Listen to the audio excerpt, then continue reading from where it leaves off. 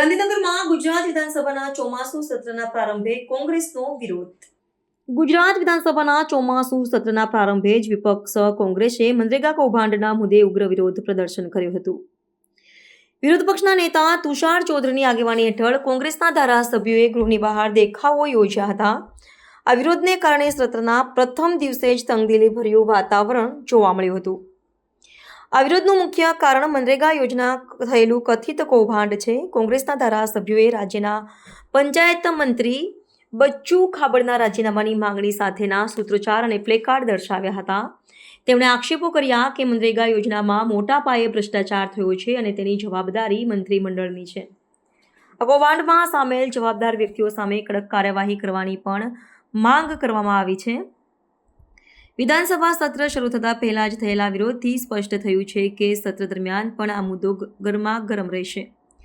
કોંગ્રેસના મુદ્દાને ગૃહમાં ઉઠાવીને સરકારને ભીસમાં લેવાની રણનીતિ અપનાવી છે. આ કૌભાંડની નિષ્પક્ષ તપાસની માંગણી સાથે કોંગ્રેસના ધારાસભ્યોએ સરકારને ઘેરાવવાનો પ્રયાસ કર્યો છે.